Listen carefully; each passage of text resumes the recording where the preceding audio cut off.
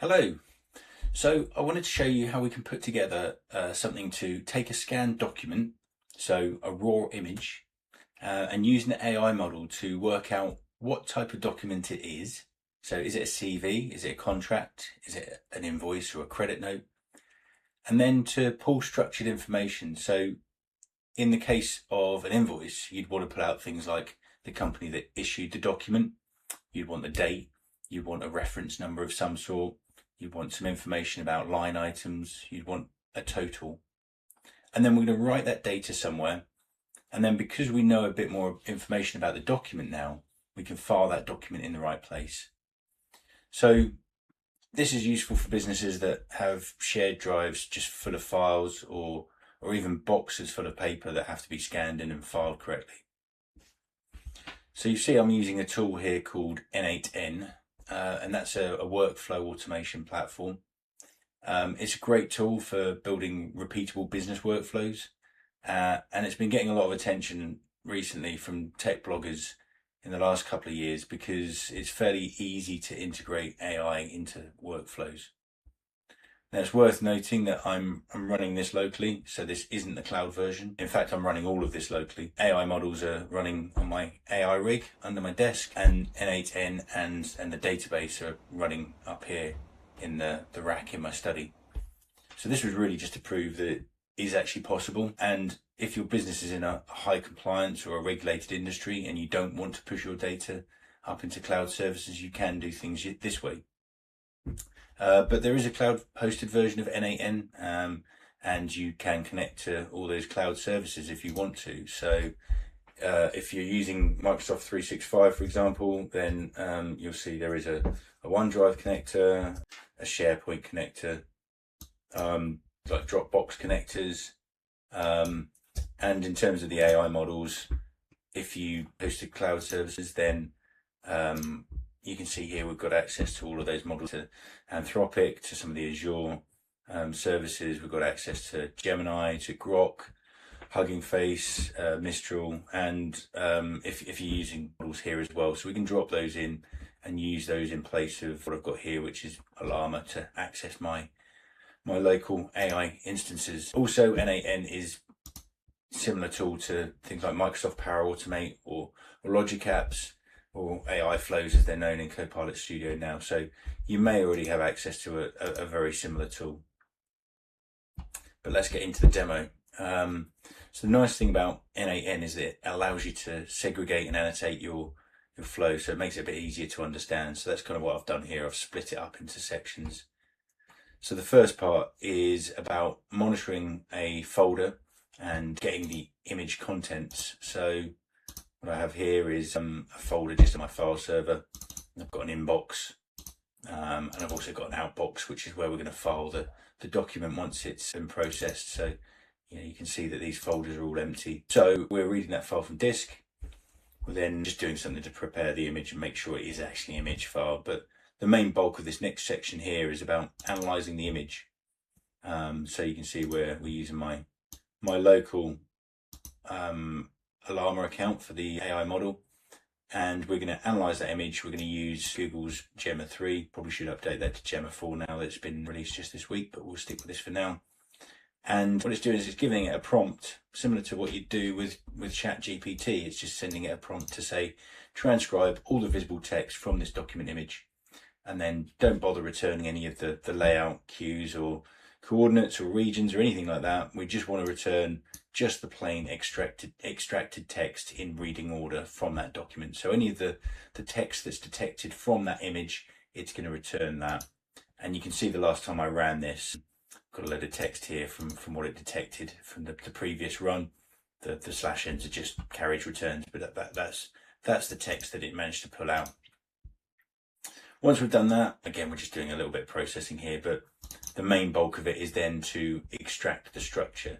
So we're calling the AI model again, we're calling Gemma 3 again, and we're giving it a bit more of a detailed prompt this time. So we're saying, look, extract the structured information from the OCR text that we're going to give it from the previous step. Return only valid JSON, no markdown, no commentary or anything like that. We're giving it some clues on what to do to find the organisation that issued the invoice and the organisation that it's issued to. And then we're giving it the schema that we want to return. So we want it to return data in this format, and then we're giving it some rules.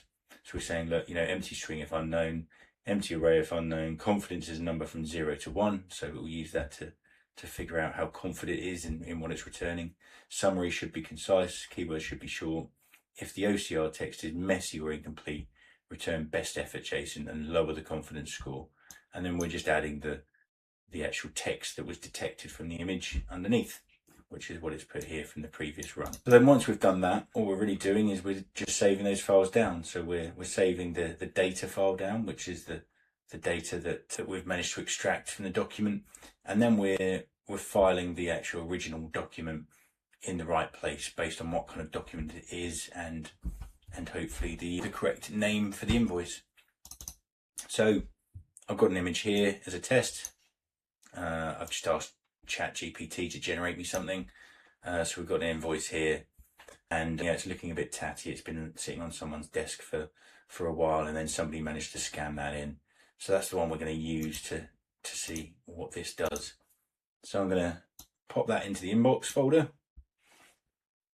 that one there, and then hopefully what we should see if we execute that workflow, you should be able to see the workflow running.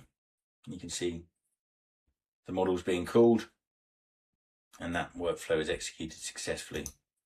So if we go back to our inbox folder, look in the outbox, look into the invoice folder, and there you go. You can see there's an invoice file there from Ace Electronics, which is the document that was processed. You can also see there's this JSON file, which if I open up here, just format that so it makes it a bit easier to read. There we go. You can then see that we've got some basic information about the image, which is easy to do anyway, but document type is invoice, issuing organisation is Ace Electronics, receiving organisation is Metro Innovations. It's figured out the reference number, the document date. It's given us a summary, so it's an invoice for electronic components, and it's got some keywords there as well. It's given it a confidence score of 0.95, so it's fairly sure of what is detected, and then just some combined text at the bottom there. So we can then take this one step further by doing something a bit more interesting with the data. So you'll notice there's an extra line here that goes off the side of the screen. So let's see where that goes. That is going to this section here, which is going to generate something called embeddings. Now, embeddings are vectors, and they are generated from the data that we're storing here. And they are used to describe the semantics of the data. So it will recognize how close words are to one another. So we're talking about electronic components here, but if you were to ask for something like electrics, then it would potentially score it in a similar way and therefore retrieve the same data. So it means that we can retrieve data from a search store without having to write in the exact phrase. So we're using the AI model again here to generate those embeddings, and we're storing that in a database called Postgres. That's an open source database, and again I'm running that locally. But again, there's no reason why you can't use something like Azure AI Search to host that in the cloud if that's what you're doing.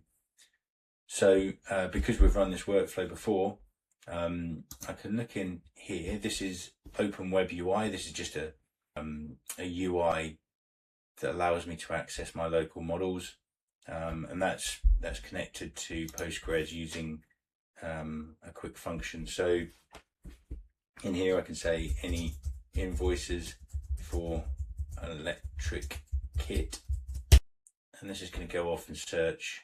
It should come back shortly.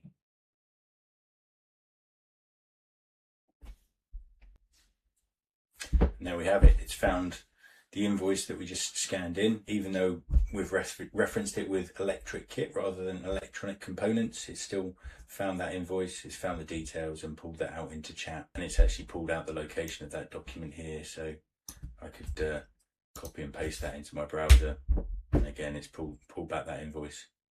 As I said, there's no reason why you can't do this all in the cloud and create a Teams bot, so you could have these conversations in Teams.